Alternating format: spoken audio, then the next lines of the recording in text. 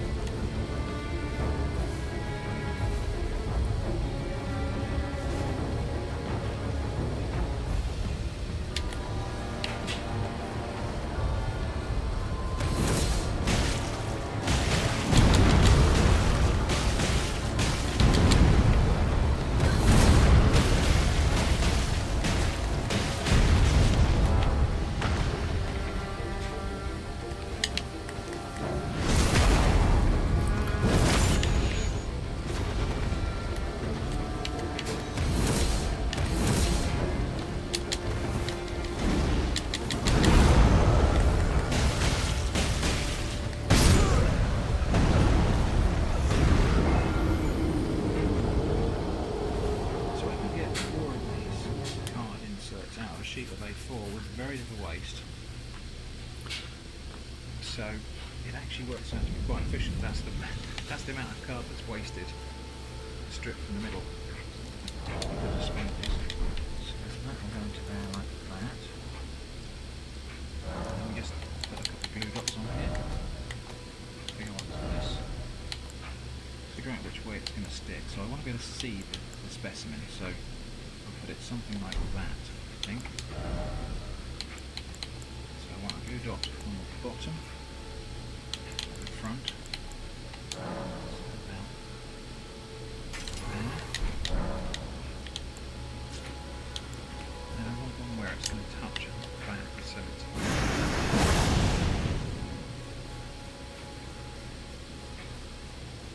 now none of these fossils are particularly valuable specimens or rare or anything like that, so the fact that I might be potentially damaging them by sticking glue dots on them is not an enormous sin. The reality is these glue dots will come off quite easily anyway. These fossils are mainly flint, so it's not like they're going to pull pieces off of them. You? What'd you go and do that for? So, something like that. And that's more or less complete. I've left some space in here for additional specimens. I know I'll find more crinoid stems. I'm hoping I'll find more shark's teeth.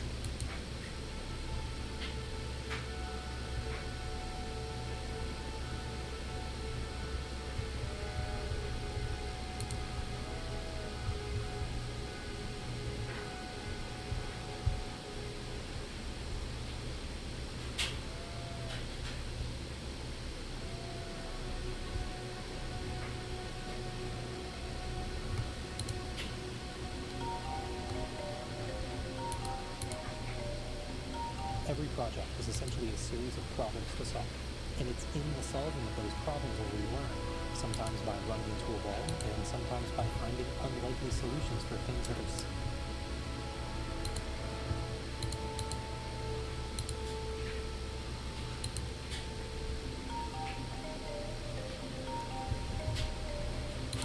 Every project is essentially a series of problems to solve, and it's in the solving of those problems where we learn, sometimes by running into a wall, and sometimes by finding unlikely solutions for things that are seemingly insurmountable. This project is just that, a series of problems. Can I actually make a Now I'm talking about creative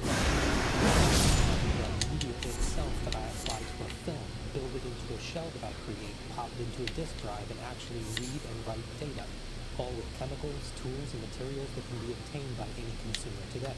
Now in this channel, I've delved into software, hardware, and some manufacturing, but this unique combination of science is new to me.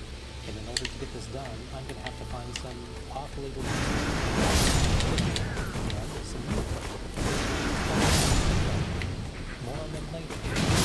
We take a bit of a different approach than usual and start with a plan.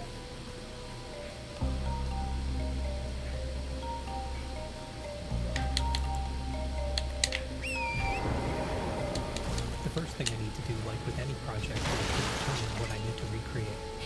There are certain parts of this floppy disk that I'm just going to leave off, like this flap, for example, which is purely protective and not really functional. In order to complete this proof of concept, I want to give myself every advantage possible. I'm not sure how many of you have actually cracked one of these things open and taken a look inside, but it's actually a little bit more complex than I expected. Recreating a shell isn't going to be the tough part. It's actually this.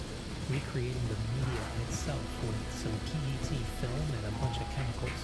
These discs are incredibly thin, and the magnetic film itself is measured in microns. It's going to be quite the feat in order to figure out how to apply something that thin. Continuing to disassemble the shell, we find something familiar. This little right protection that prevents the disc from being moved. I think this is one of those things we're just going to do. Now this fabric inside the disc case does a couple of jobs. The first is it protects the disc from spinning from dragging against the plastic itself, and two, it helps clean it by picking up any particulates that may have come into contact with it. This little piece of film is called a pressure pad. Its job is to keep pressure against the disc to align correctly with the read and write heads. And after going through this thing with a fine-tooth comb, it's time to do what we always do. Model. The approach I take is pretty basic. It starts with me sitting down with a pair of calipers and just being methodical and going through one dimension at a time. This process really helps me understand it, and also learning about the object itself. I really pay attention to everything when I recreate this object, every hole, every notch, everything specific. And something small could cause some issues down the line, as you'll soon find out. My first pass is really not about the manufacturing process. It's really about replicating the object as closely as I can. And at this point, what I usually do is toss it over to my 3D printer, but for this one, I've got a little bit of a different idea. This is CAM, or Computer-Aided Manufacturing Software. It's quite a bit different than 3D printing, where you provide an object and it builds it for you. In this software, you can only use that object as a reference, but it's up to you to make the individual cuts. Each side of the disc is about 1.6 millimeters thick, so I'm going to be milling them out of 3 millimeter aluminum plate. That's right, we're going to be milling my floppy disk shell out of aluminum using the Carvera Air from Makera. Is it even possible to mill something this thin? I had no idea, but I wanted to give it a shot. I'm fixing my plate down onto this ABS block by using the tape and superglue method, which turns out to be incredibly strong. Using the automatic probe makes leveling easy. I just need to make sure I do it every time I change material or flip it.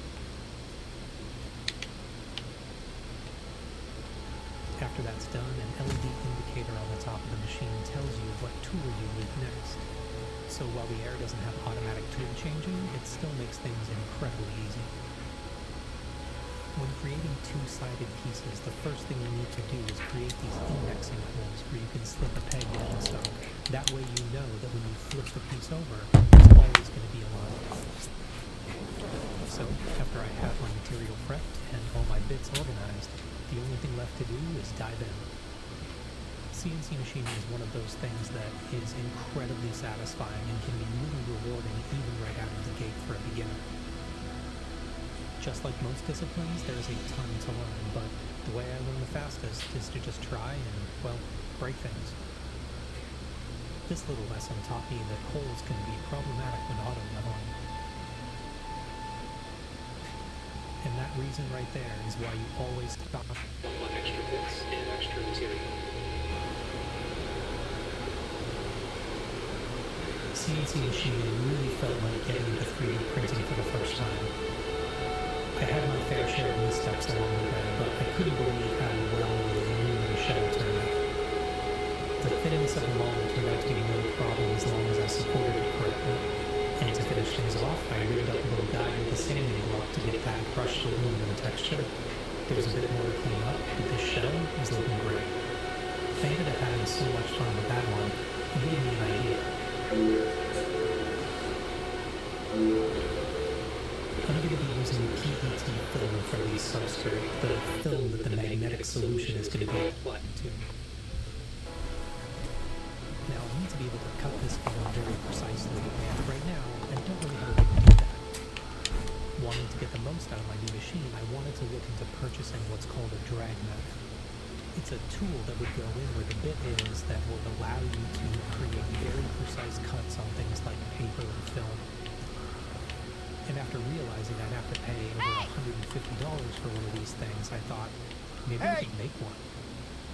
So, that's what I did. For me, one of the most satisfying things is using a machine to make more tools or features for that machine. It also allowed me to learn more about the machine by using new techniques that I hadn't done before, and playing around a little bit by carving a signature into my new drag knife. I did a shallow cut with an engraving bit, and after a little sanding, some black UV solder mask, and a little bit more paint, it looks pretty cool. The last thing I need to do is insert this rod and ball bearing so that the knife can spin freely when it's clamped inside the chip.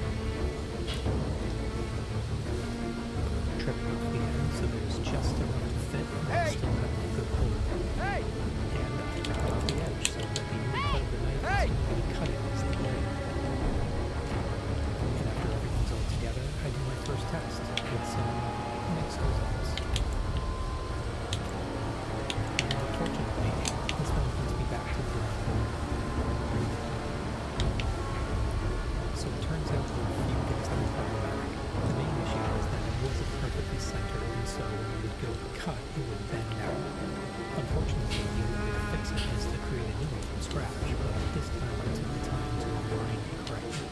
After going through all of this, it turns out that a drag knife is just not the right tool for the job. The nature of the knife itself means that the blade doesn't start on the curve. There's going to be a movement, which means there's extra cuts in the material unless you're handling the blade right before it cuts. And honestly, that's not something I want to do.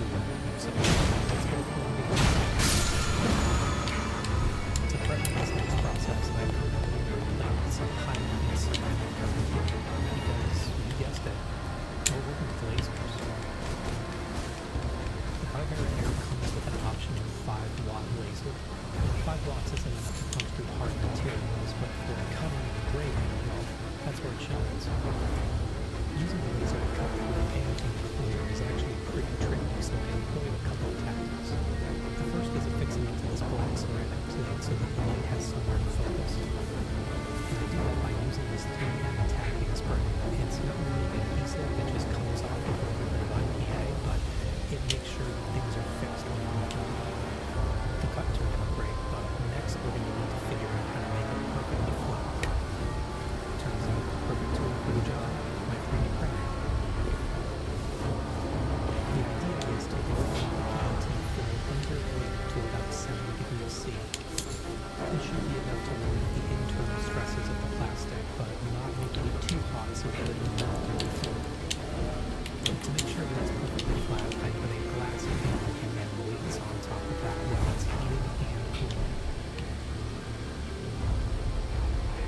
spin it for 15 minutes and letting it cool for about a half an hour, I give it a check.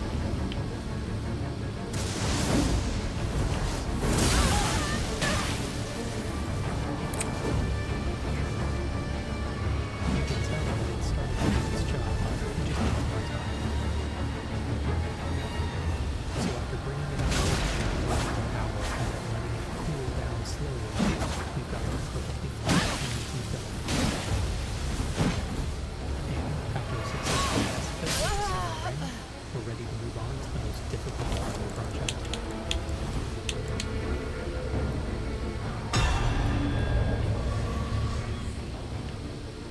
When you're learning a new skill, there's always that one thing that surprises you or takes you off guard. You keep hoping it works that way. In trying to figure out how I can apply a consistent coating only microns thick, I ran into a tool called a Meyer rod. The concept is incredibly simple. You take a thin steel rod and you wind it tightly with copper wire. Because copper wire is predictably round, the thickness or the gauge of the wire when you push it close together creates these little tiny gaps. These thin consistent gaps in a wire when spread over a liquid allow and it turns out that you can learn quite precisely how much you have through the gaps just based on the gauge of wire that you use. So with that out of the way, we turn to the solution. And for those of you dealing with the screen, this isn't a solution, it's a suspension. Well, you're half right. We are suspending the magnetic black iron oxide in a binder solution. For those interested, the solution itself is PVA for the primary binder, isopropyl alcohol for the solvent, glycerin for the plasticizer to make sure that it can bend without cracking, and clean 20 for the surfactant. Excuse me. This helps the iron oxide powder wet and stay suspended within the solution. And the ingredients aren't even the complicated part. It's the ratios of ingredients in order to get the solution just right. After every modification of the recipe, I always degas the mixture to make sure that there's no micro bubbles inside when I go to apply it.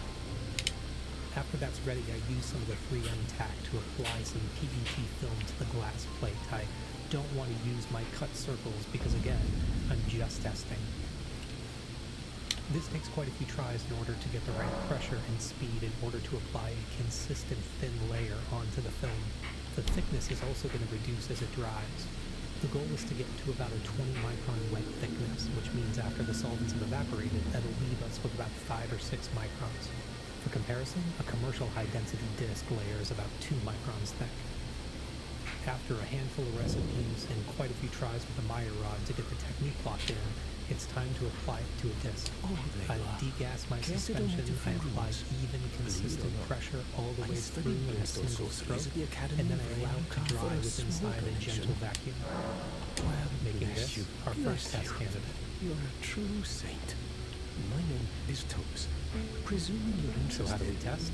I can teach you sorceries. This is a device called the grease weasel. This is going to allow us to see the magnetic flux on the disc. That is, the magnetic transitions from pole to pole. That's how floppy drives work. They flip the magnetic polarity in certain timing increments that end up translating to ones and zeros and eventually data. Using the grease weasel and other tools, we're going to get to visualize the quality of the magnetic media itself and visually see any data that may be on the disk, even if it's not enough in order to translate to a file. As I'm cleaning up our first test candidate, I'm getting kind of excited. The surface looks a little rough, but I'm hoping that it's not too rough in order for the drive head to maintain contact. There's not going to be a ton of strain on this media, so only a couple of dabs of super glue will fix it to its center plate. For the internal lining of the shell, I'm using PEC pads. They're thin, soft, for cleaning lenses and camera equipment. Decided to keep the shell together and we're ready to test.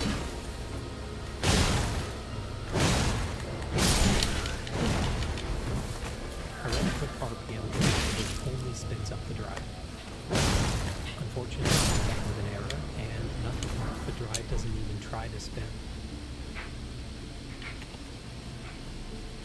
I tried reinserting the disc and trying again, and I am getting a light that turns on, but there's no noise. The drive isn't even trying to spin.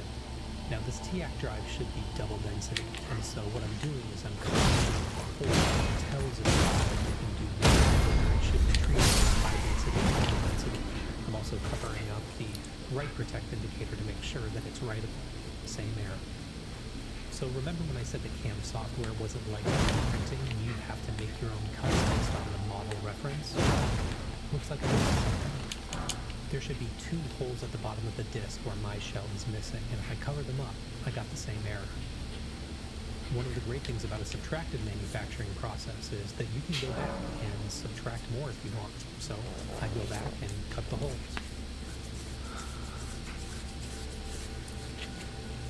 Before we move on, I take one last look at the bottom of the shell to make sure that I didn't miss anything else. Fairly confident that I didn't, we can put it back in. And now, let's try to get this thing to spin. Rethinking of sacrificing my only test candidate, I put in just a clear piece of vinyl, just until we can get the kinks out, and continue to be kinks. The drive motor is spinning, but the disk is not, and I soon figure out why. I inadvertently made the holes in the center ring too big, so when the motor spins, the disk just sits there. Quickly milling out another one, I confirm this one is the correct size, and when I ask for RPMs, it spins. At this point, I've got enough confidence in order to try my test candidate, so I pop it into the sleeve, load it into the disk drive, but I'm going to be cautious. I'm only reading the first couple tracks, and I'm glad I did, because the drive took my carefully applied coating and peeled it straight off. Pretty sure I'm not the first person to invent a self-destructing disk. You know how you always do something better the second or third time you do it? I'm doing just that. I'm taking all of the experiences and learnings that I've gotten thus far and going back and doing everything better. First, I'm reducing the gauge of my wire on my Meyer rod from 30 down to 42. This is going to give me an incredible durability and comes into the connection frame.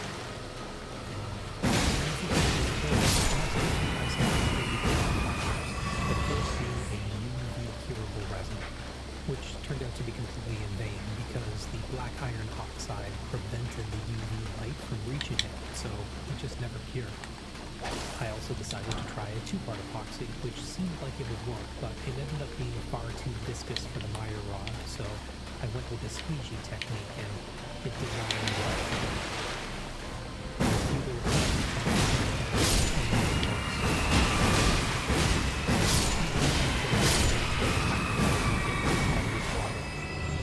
So to counteract that, I do 2 things. The first is to scuff it up with around 2,000 grit sandpaper, and the second is a poor man's corona treatment. By applying flame close to the surface, you're breaking the first top layer of your bond, so that the solution is something to bond to. This reaction is only temporary. As you apply the treatment, you should apply the solution quickly. After coating, I wanted to control the drying process a little bit more than I had before. I'm also going to be using the drying function on my 3D printer and not just heating the build plate to make sure that it gets a consistent environment. And after all that, I've got quite a few discs that I'm happy with, so I'm putting in center rings and getting them ready to test.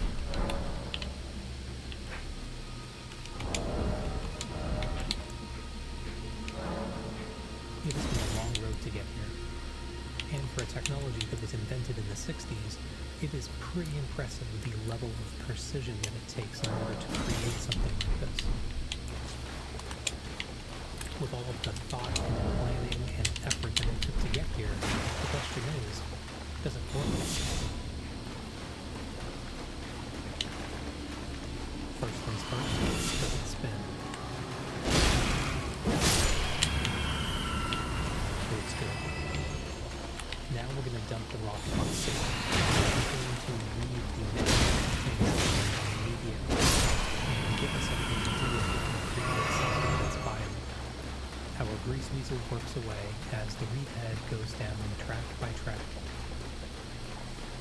After we read the entire bottom side of the disk, we import it into a program called HXC Floppy Emulator, and for the first time we get to see what we created.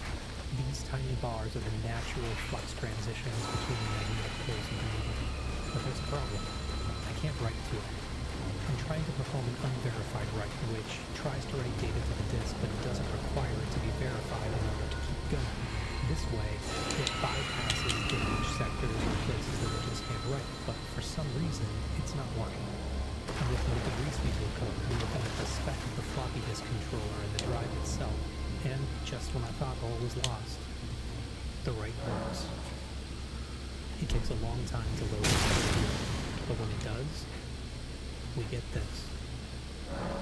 It's not exactly Doom, but we're seeing track sectors, and we're seeing data.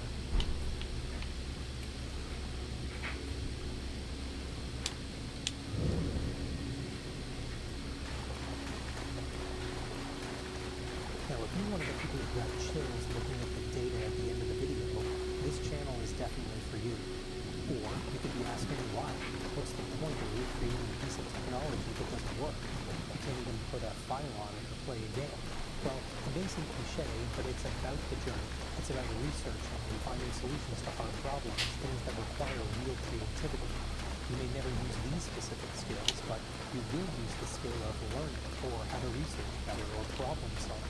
Or you may translate some of these skills to something that may make a little bit more practical sense than a floppy disk. I do a lot in this channel, but a common thread is learning. It's curiosity. It's rather preserving chilly an here, object, isn't it? or sometimes My just mistress sent me off on an errand, If but you I was love these kinds of accosted by a videos, ruffian. please like and subscribe. And It now I'm really in a does make a bind. huge impact on Could I what you ask see you and lend a choose hand to to push to a gargle me? larger audience. Now, before I If go, I you've want to thank any Nick Kelly qualms again for confronting sending over the your card own, ahead. I had I a shall blast find scratching the another. surface of CNC machining, and I really look forward to incorporating it into more videos into the future. And if you're interested in Nikura's offerings, there will be a link in the video description. So, to borrow a sign-off from one of my favorite YouTube channels, Cool Worlds, stay thoughtful and stay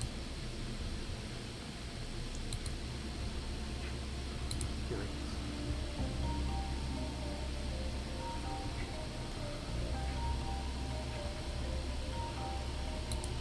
We built a virus that takes control of every part of a scammer's computer. We're going to be weaponizing their keyboard, their mouse, their screen, even their speakers. And now, we're going to use it to see just how far we can push these scammers. Alright, so this guy's in the middle of the scam, as you can hear. We're going to disrupt the scam. Hopefully he gets mad. Frog should be That's the goal. resting at an abandoned Mouse, nest. random, drag.exe. Gì kéo đây? Pro point 4652.amd64fre.ge_release box. What is going on? What did I unleash on this guy's computer? Before we did anything crazy, we got to make sure our virus actually works. Hi, thank you for holding the line. My name is Alex. I'm the senior supervisor. How are you doing today? How are you, Alex? I'm fine. Meet our first victim, a fake PayPal scammer. Let's see him try to scam us while he deals with stage 1 of our virus. Now, as you have been connected to our security server, I'm going to help you cancel this charge. Now, you have already written down the refund amount, correct? I wrote down $499.99. And write down the product. It is refund for BTC, which is Bitcoin, okay? Okay, what is Bitcoin? Bitcoin, it is a digital currency that is used for online shopping, sir. Can you confirm me with your name, please? Yeah, it's Brian Franklin. Okay, now he's typing on the screen, and it's messing up his computer. None of the letters are right. Oh my god. What do I have to hit now? Just hold on for a moment. Now I will be cancelling this charge right now and refunding the money back to you. Oh, now all he can type is Brian Tarkton. Okay, what now? Do you use any kind of online banking with you? I use Or not Chase. very Now, anything he types, it says Brian Tarkton every time he types it. Okay. Just hold on for a moment, okay?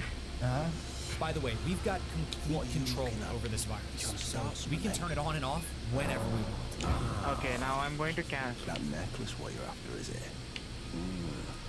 I'm sorry? What's going on? You use online banking, sir? Do you use any online banking? Yeah, I use online banking. Okay, now we are going to cancel this charge right now. Just bear with me for a moment. That's fine. And can you Yeah, confirm me with your name once again, sir? It's Brian. Yeah, first name is Brian And your last name? Tarkton. Yeah, let me spell it. T as in Tark. A R K T E N. Okay, now just hold on for a moment. He's probably thinking, what the heck is going on right now? That's so Okay, good. now just hold on for a moment. Once we cancel the PayPal account, you will get an email regarding that. Let me check my account. This is kind of crazy. Is it coming out of my savings or my checking?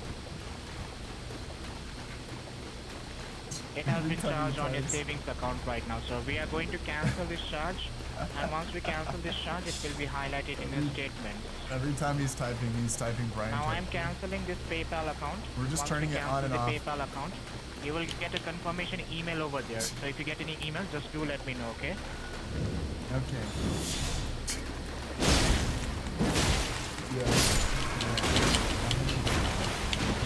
Alright, we're hitting him. His mouse. We'll be able to show you guys on the screen. His mouse is. Actually, we can't show you because OBS just decided to crap out. But don't worry, we're gonna be trying this one again later. Turns out that was enough to freak him out. He knows that his PC is infected, and now he's gonna transfer us to the manager of the call center. Now just hold on for a moment. I'm getting it connected to our security server. Okay, I hit install. Now it says allow remote control. Please tell your partner the following ID. Just give me a moment, okay? Okay, I'm that's forwarding fine. your details to my refund officer. Once he lets me know, I will just transfer your call to him. Okay, so now we're going to get them to go on a new. It's definitely a new computer. We're gonna hack this guy in the middle of this whole thing. Dude, how about if we get this plus? He's on a different computer, but you guys know the drill. He's obviously able to hack into it. I just got the confirmation from my refund officer, so they are going to give you a call right now. So Okay. just receive the another call, okay? And hang up my line. I don't have any calls coming in. You need to hang up my call first of all, and then you will receive the another call, okay? Oh, okay. Come on, bro, get like as soon as you get off the call. Look at that. Money. Look at that money. It was to hit the manager's PC with the virus. As soon as we got access, he panicked and now that we know our virus works, we just had to figure out what to do next. So what's going to be happening is we're going to be going through scam bait with the guy, but we're going to be making it really difficult for him. So we're going to do things like every mouse click, it just gets eaten. Yeah, like So like it doesn't work. So he has to do like 4 mouse clicks to do one. Secondly, flipping his taskbar from the bottom to the top. Another one, contrast, changing the contrast on his screen. Another one, changing his desktop icons. Another one, when he types, we can have different names show up on the screen while he types. We'll ask the chat about various things that you guys want to do to this guy. So we'll give you a couple options each time, and based off of what it is while we're on the call, we'll do that. So over the past couple of months, I've been telling you guys all about data brokers and their impact on everyone from buying and selling all of our personal information. We did a case study on 7 here from Scammer Payback. Gosh, it was a lot to find. Now we've got an update, so I'm gonna bring 7 in and let you know. So, hey boss. So, all right, here's the thing, okay? Being the good boss that I am, all right, I wanted to stop all this data broker stuff, so we brought in Aura, who's sponsoring today's video, to finally stop it. That's correct. I went on all these data broker sites, I was searching for your name, and they've actually taken you off of hundreds of these sites. I couldn't find you anywhere, and I even went to Google, and I was searching your full name and address and everything, and I couldn't find it. Bro, that's awesome, man. I don't get scam calls. Yeah, and I would say now, let's celebrate.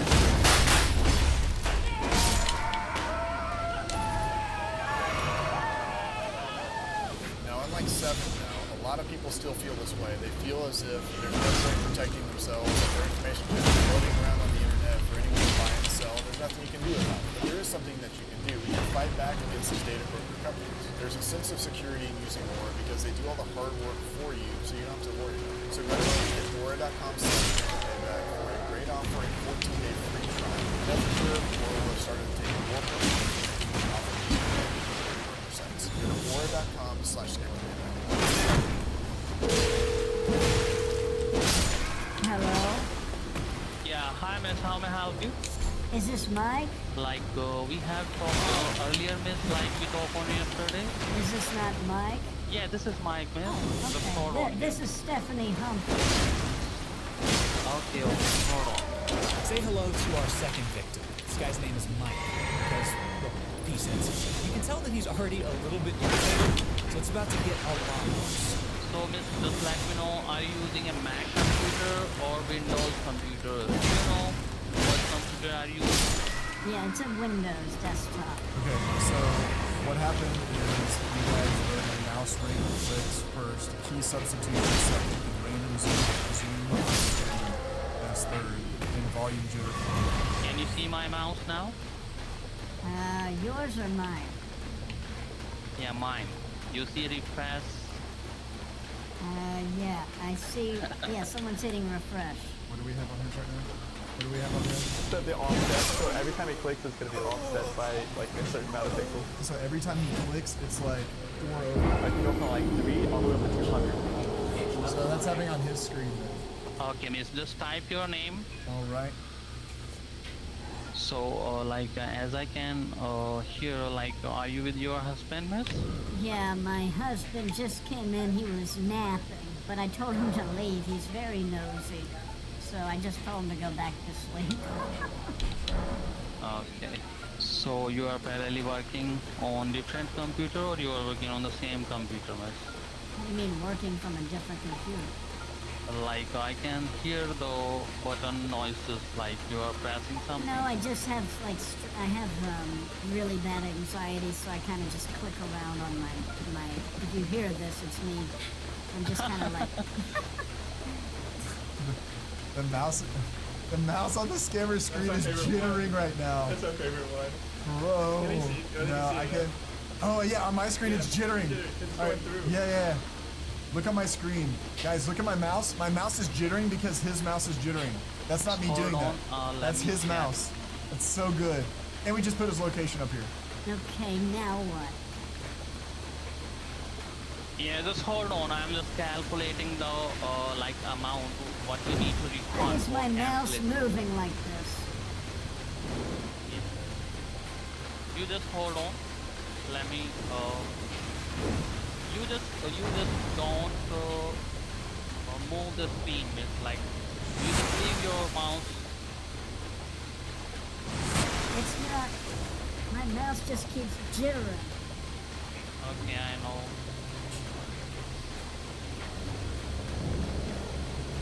Okay, what you need to do is let me try some cancellation code. So just hang on this screen, okay? Okay. So first of all, tell me, do you know anyone from Ohio? Wait, hold on. All right, you're supposed to be giving me money, and now someone's typing random codes on my screen. Yeah, FDWOB. No, hold on. Miss, we are initiating your refund, okay? Just hold on. But first of all, we need to cancel some charges. Who's typing After that? that- What does that even mean? Yeah, actually, this is His nothing. keyboard's This messed is up. machine Just is remember working, that. Okay? So This when he is types a diagnosed. word, and it doesn't. Look, it's Just type there what is my IP. his remove everything. his keyboard isn't working anymore. So now it's transmitting to my screen. So he's trying to scam me, but Just he can't. remove everything and just type there. Yeah, can you type it for me? It's not working. It says HYIB. What are Okay, you let trying me- to type? Yeah, let me What type it. is Okay, so what we are doing here, I'm transferring this call to our refund department. They will refund you money back right now. And parallelly we will be canceling the thing, You'll hold what yourself. they needed. So just hold on for a second. You're tarnished, dude. hands upon my servant Lanya, and I refuse to let the insult stand. The tale Hold of on for a House second while I Oslo is crumple a bunch of Diablos. paper into the microphone. You are out of control. I hope you guys understand what's happening right now. This is freaking beautiful. But he's trying to type on here, and it's all random things he can't type. He's trying to type. This is the best thing ever. You want to switch it to a phrase? Let's switch it to a phrase. Switch it to, like, what phrase should... Everyone type in the chat what phrase we should change his keyboard. Anything he types, it's a phrase. Yeah, still there, miss? Yes, sir, I'm here. You could do BAITA. Insane here. Oh, what do I have to hit on now? You don't need to hit anyone else. Let me do it Well, I'm for not you. saying hit someone. I'm saying hit on the screen. Yeah, just hold on here. Let me do it for you. It says Baita. Who is Baita? It's B-A-I-T-A. Okay, now it says E-T-A-B-I-E-T. What is Baita? Just hold on. Okay. Yeah, don't touch the. It says Home Depot. Yes. HomeDepot.com. Yeah, like, do you use this website, miss? No, what is Home Depot? Actually, this is a gift card website, so we need to cancel a order from this. Well, why would I get it? Yeah, you don't need to get a gift card, miss. We need to get a code so we can start some refund process. I hit him with the mouse and the data. Mouse jitter, everything. So, miss, like, are you using a speaker